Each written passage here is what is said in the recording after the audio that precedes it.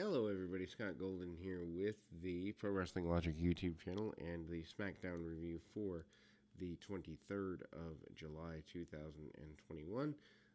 Ultimately, so John Cena comes out to start SmackDown and gets a decent reaction. He mentions returning at Money in the Bank and Raw the next night. Talks about the Firefly Funhouse alternative reality and stealing Peacemaker costume. Notes that he's returned to challenge Roman Reigns for the Universal title. He says he's about to go face to face with Reigns.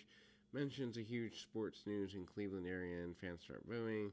They changed their name to the Guardians. Some boo, some applaud. Cena turns attention to Reigns and said that SmackDown is horrible with Reigns as champion. Fans cheered. And then start chanting for Cena. He asked if the fans are ready for Team Jorts or Team Cargo Pants, and he asked if fans are on Team Cena or Team Reigns. Fans are on Team Cena. Heyman walks out, gets a huge reaction from the fans. Fans cheered wildly for some seconds and then start booing.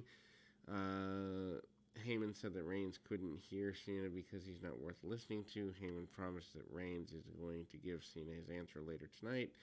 Heyman then started singing Cena's music and walks out, and then Heyman's promo concludes,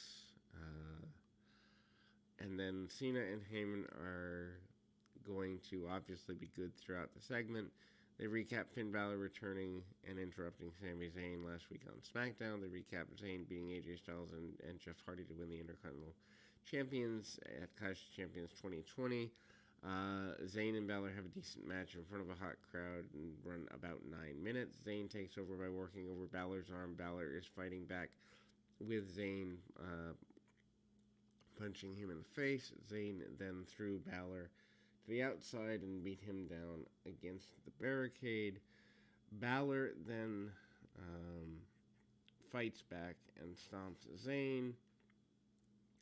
Follows up with a flip dive to the floor. Fans went crazy for the dive. Back from the break, Zayn rocks Balor with a clothesline with a near fall. During the break, Zayn sends Balor into the ring post and takes the match over again. Zayn slows the pace down to it with a chinlock. Fans break into a Sammy Sucks chant, and then Balor breaks free of things here. Zayn hits a DDT. Zayn goes for the Hoover kick. Balor counters with a sling blade. Balor goes for a shotgun dropkick, but Zayn hits a blue thunder bomb for a close near fall. The fans go crazy for a near fall and break into a huge "Let's Go Balor" chant. Zayn then goes for the exploder, but Balor rolls through and hits a double foot stomp. Finish comes when Balor hits a dropkick and a coup de grace for the win. In the back, Braxton interviews Baron Corbin, notes that the guy that made the GoFundMe page stole the money and his identity, noted that he had to take a bus to SmackDown and it smelled really bad. Big E comes out. Match apparently changes from the original promised Apollo Crews match for the 87th time. Everyone interrupts each other and the fans give each of them a big reaction, and they recapped Big E winning Money in the Bank. Big E comes to the ring.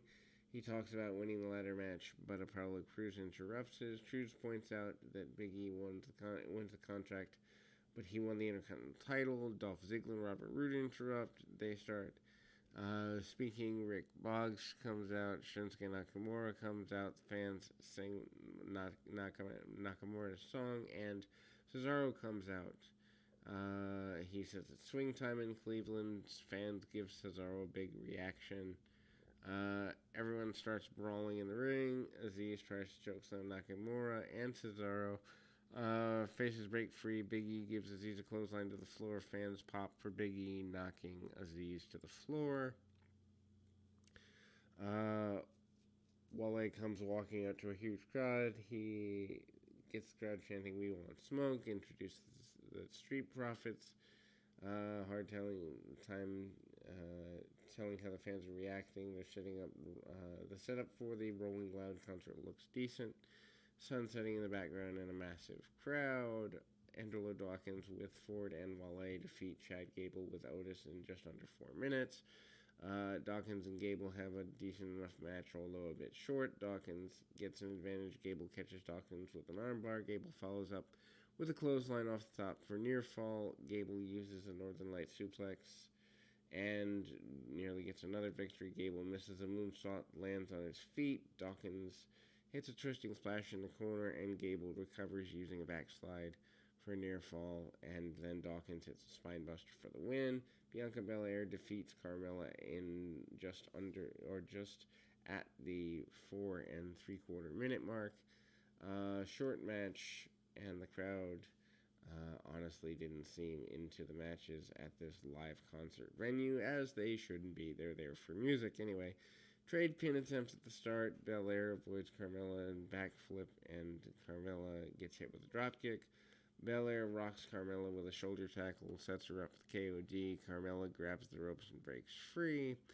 Carmella takes over and slows the pace down with a chinlock. Carmella attempts a flying crossbody, but Belair rocks and hits a fallaway slam. She follows up with a handspring splash for a near fall.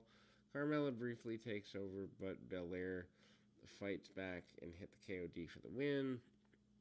Anyway, back in Cleveland, Kevin Owens speaks with Shotzi and Knox, and then they work on the tank. Baron Corbin approaches Kevin Owens and tries apologizing for being a jerk.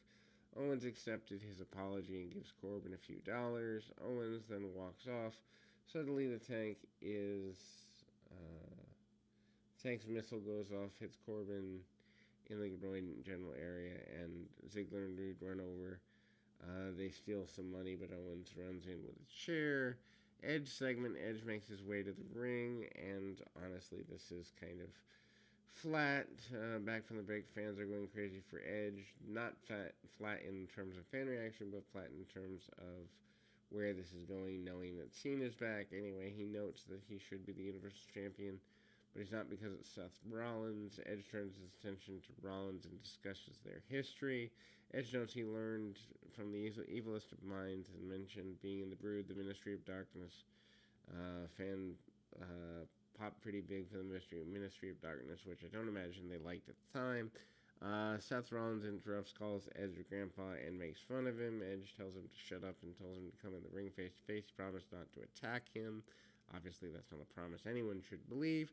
Rollins notes that he would talk about how much he hates the city and the people, like Edge and Cena returning. Instead, he's thrilled that Grandpa Edge is in the ring. He calls Edge a scumbag and admits nothing would make him happier than crushing Edge's dreams. Rollins notes that he has the chance to end Edge's career 7 years ago, but hesitated. Fans erupted into a massive chant of "You suck," and then he promised that he wouldn't hesitate to pull the trigger. This time, Edge admitted that he's a liar and attacked Rollins. Rollins fights back, but Edge hit a DDT and a huge pop. Edge then sets up a spear, and the fans go crazy. Rollins avoids the spear and rolled out of the ring. Fans erupted into boos. Edge and Rollins were good in the segment, but the fans made it even better than it would have been. Tori Storm defeats Zelina Vega in a short match, 2.5 minutes. Storm has an early advantage and knocks Vega to the floor. Vega recovers and slams Storm into the announce table. Hits a running knee for a near fall. German suplex for a near fall by Storm. At a point, Vega uses a sunset flip for a near fall, but Storm recovers and hits a Storm 1 for the win. And then they recap the Usos winning the Tag Team Championship. Then we go to Jimmy Uso with Jay defeating Dominic Mysterio in 7 minutes and 50 seconds. Fun little match. Fans give them a decent reaction. Dominic could have used the win here, but doesn't get it. Dominic attacks Jimmy at the bell, uses hip toss and a standing dropkick on Jimmy. Early, Jimmy trips up and follows up with a super kick. Jimmy slows the pace down of the headlock, but Dominic breaks free. He then sets up a 619. Jay pulls Jimmy out into the middle of the ring. Ray then dove off the apron and into Jay, and Dominic hits a crossbody into Jimmy. Back from the break, Dominic goes after the Three Amigos suplex. Jimmy counters, fans boo this, and then ultimately Dominic fights back and hits a 619. He climbs the top rope, but Jay tries to interfere. Ray pulls down Jay. Dominic loses his balance, and Jimmy rocks Dominic with a super kick for a close near fall. They badly mess up the finish. Dominic takes out Jay with a dropkick on the floor, and then he attempts a springboard. And Jimmy is supposed to catch him in a Samoan drop. It doesn't happen. Instead, Jimmy drops Dominic and stumbles across the ring for a few seconds. Finally, he does hit the Samoan drop, and Dominic tries rolling through. Jimmy drops down, and Jay helped him score the win. Roman Reigns makes his entrance to close the show with a talking segment, which is just stupid.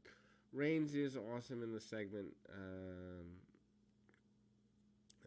Cena doesn't seem to care that Reigns turns down his challenge.